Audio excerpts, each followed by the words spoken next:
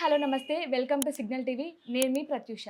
ఈ మధ్య కాలంలో చాలామంది అనారోగ్య సమస్యలతో ఇబ్బంది పడుతున్నారు. అలా ఇబ్బంది పడే వారికి నేను కొద్ది సమయంలోనే క్యూర్ చేస్తాను. వాళ్ళకి నొప్పి నుంచి ఉపశమనాన్ని పొందిస్తాను అంటున్నారు డాక్టర్ ఆంజనేయ ప్రసాద్ గారు.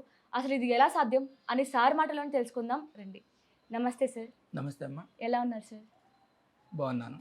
చాలామంది ఎక్కువసేపు కూర్చొని సిస్టమ్స్ ముందు కానీ, లేదంటే ఆటో డ్రైవర్స్, లారీ డ్రైవర్స్ ఇలా కూర్చొని వాళ్ళ వర్క్ చేస్తూ ఉంటారు కదా! దానివల్ల వెన్నుపూస నొప్పి, వెన్నుముక నొప్పి రావడం అలా జరుగుతున్నాయి. వీటిని ఎలా కంట్రోల్ చేయొచ్చంటారు? ఇది వెన్నుపూస నొప్పనేది ఇది అసలుకి బోన్ రిలేటెడ్ ప్రాబ్లమ్ కాదనేది నేను 100% నిరూపిస్తానమ్మా. ఎట్లా సార్? ఆ! ఎందుకంటే నేను నా దగ్గరికి వచ్చిన ఒక కేసు మీకు ఎక్స్‌పీరియన్స్ చెప్తాను. ఒక ఆటో డ్రైవరు నా దగ్గరికి వచ్చాడు. ఓకే. ఆటో డ్రైవర్ వచ్చినప్పుడు L4, L5 బల్జ్ ఉందని వచ్చింది. హ్మ్. హాస్పిటల్స్‌లో మామూలుగా ఒక 6 మంత్స్ నుంచి 1 ఇయర్ మందులు వాడాడు. కానీ ఏం రిజల్ట్ లేదు. నా దగ్గరికి వచ్చాడు. నా దగ్గరికి వచ్చిన తర్వాత నేను అతను చేసింది ఏంటంటే, అతను మైండ్‌ని ఎంత నెగిటివ్‌లో పెట్టుకున్నాడంటే, నెగిటివ్ అనేది అది 100% ఉన్నదన్నమాట. అంటే ఎవరి మీద ఉంది నెగిటివ్? వాళ్ళ వైఫ్ మీద ఉంది. హ్మ్. అంటే ఆమెని ఆన్ 24 అవర్స్ ఆమెను చూస్తేనే ఇరిటేషన్ అవుతున్నాడు. హ్మ్. అది వాళ్ళ పర్సనల్ ప్రాబ్లం వల్ల. అంటే బాగా ఇరిటేషన్ అవుతున్నాడు. ఇరిటేషన్ అవ్వడం వల్ల ఆయనకి బాడీలో ఉన్న న్యూరాన్స్ మొత్తం కూడా మనకి వెన్నుపూస ఎక్కడి నుంచి కనెక్ట్ అవుతుంది? Cervical, thoracic, lumber, కాక్సిక్ bone. ఈ వెనక నుంచి మన బ్రెయిన్ నుంచి కనెక్ట్ అవుతుంది. ఇవన్నీ కూడా న్యూరాలజికల్ ప్రాబ్లమ్స్ అనమాట. న్యూరాలజికల్ ప్రాబ్లమ్స్ అంటే సైకలాజికల్కి సంబంధించిన ప్రాబ్లమ్స్ ఇవన్నీ కూడా. వీటికి సర్జరీ చేసినా కానీ అంటే అంతమందికి సక్సెస్ అయినట్టుగా ఎక్కడ లేదు. డాక్టర్లు కూడా చెప్తారు చూడండి మీరు, ఇది సక్సెస్ అయిద్దని వాళ్ళు నీకు ఎంత గ్యారంటీ ఇవ్వరు. కానీ అదే కేసు నేను సక్సెస్ చేసి పెడతాను. ఎలా అంటే వాళ్ళకున్న ప్రాబ్లం ఏంటి? వాళ్ళు 24 గంటలు కూర్చుంటే రాదు, డ్రైవింగ్ చేస్తే రాదు. వాళ్ళు ఆలోచించే విధానం, మైండ్ అనేది బాగా నెగిటివ్లో ఉండటం వలన అతనికి డిస్క్ అనేది, వర్టిబ్రాస్ అనేది సర్క్యులేటరీ సిస్టమ్ బాగా వీక్ అవ్వటం వలన ఆ వర్టిబ్రాస్ బల్జ్ అవుతాయి అన్నమాట. ఆ బల్జ్ని నేను ఏం చేస్తాను, సర్క్యులేషన్ అవ్వడానికి ఫస్ట్ బ్రెయిన్లో ఉన్న నెగిటివ్ థాట్స్ని రిమూవ్ చేస్తాను. బ్రెయిన్లో ఉన్న థాట్స్ ఎప్పుడైతే రిమూవ్ చేసినా పెయిన్ తగ్గుతుంది. ఫస్ట్ వితిన్ 5 minutesలో పెయిన్ తగ్గిపోతుంది. పెయిన్ ఎప్పుడు తగ్గిపోయిందో అతను మనం చెప్పిన మాట వినగలుగుతాడు.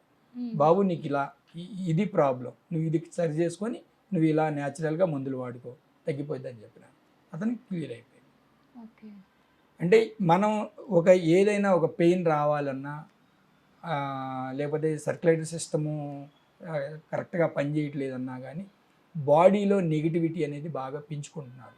ఈర్ష్య ద్వేషాలు వలన మనకు వచ్చే లాభం ఏమీ లేదు. ఎప్పుడైతే ఒకళ్ళని చూసి బాధపడుతూ ఉంటారో, ఒకళ్ళ ఎదుగుదల చూసి బాధపడుతూ ఉంటారు, వాళ్ళకి మానసిక జబ్బులు వస్తాయి, వాళ్ళకి సైకలాజికల్ ప్రాబ్లమ్స్ వస్తాయి, వాళ్ళకి బీపీ రావచ్చు, వాళ్ళకి షుగర్ రావచ్చు, వాళ్ళకి క్యాన్సర్ రావచ్చు. మనం ఎప్పుడు కూడా ఎదుటి వాళ్ళని చాలా ప్రేమగా మాట్లాడాలి. అంతే తప్పితే మనం ప్రాబ్లం ఒకటి పెట్టుకొని అది జబ్బుగా మారకముందే మనం మారాలి. జబ్బుగా మారిన తర్వాత మనం ఎన్ని చేసినా కానీ ఆ జబ్బు క్యూర్ కావట్లేదు. క్యూర్ అవ్వాలంటే కరెక్ట్గా గైడెన్స్లో ఉన్న డాక్టర్ని నేను కన్సల్ట్ అవ్వాలి. Okay sir. చాలామంది చెప్తుంటారు, మేము కొన్ని రోజుల క్రితం లేదంటే కొన్ని నెలల క్రితం ఇట్లా పడ్డాము, మాకు ఇట్లా బోన్ పక్కకి వెళ్ళిపోయిందని చెప్తున్నారు, ఆపరేషన్ చేయాలని చెప్తున్నారు అంటారు. అలాంటి వారికి మీరు ఎలాంటి ట్రీట్మెంట్ సజెస్ట్ చేస్తారు?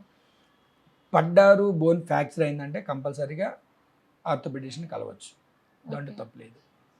కానీ పడకుండా వీళ్ళు నెగిటివిటీ వలన వచ్చిన పెయిన్స్ని కానీ, గ్యాస్ట్రిక్ ఇరిటేషన్ వల్ల వచ్చిన పెయిన్స్ని కానీ మానసికంగా స్ట్రగుల్ అయ్యి పెయిన్స్ వచ్చినాయి కానీ, స్లీప్లెస్నెస్ కానీ, యాంగ్జైటీ కానీ, డిప్రెషన్ కానీ, బీపీ కానీ, షుగర్ కానీ, ఇంకా ఈ సెక్సువల్ ప్రాబ్లమ్స్ కానీ, ఇప్పుడు ఈ మధ్య చిన్న వయసులోనే చాలామంది పిల్లలు, యంగ్స్టర్స్ చాలా ప్రాబ్లం అవుతున్నారు.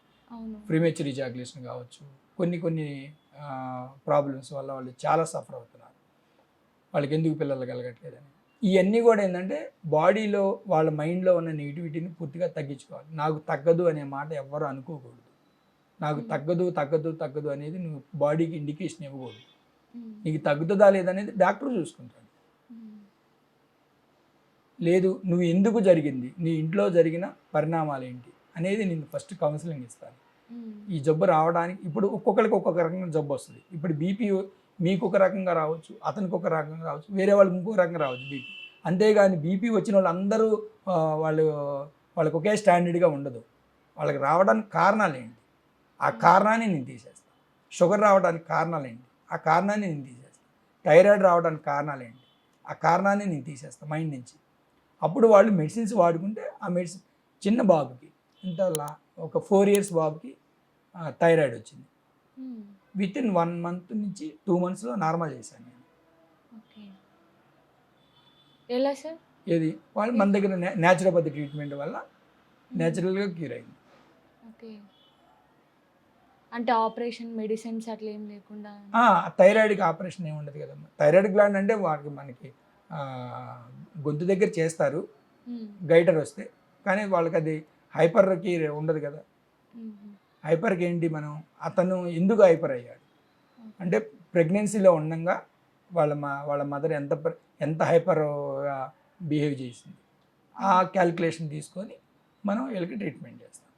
ఓకే, ప్రెగ్నెన్సీ టైంలో కూడా వాళ్ళు స్ట్రెస్ తీసుకోవడం వల్ల పుట్టే పిల్లల మీద ఎఫెక్ట్ పడుతుంది.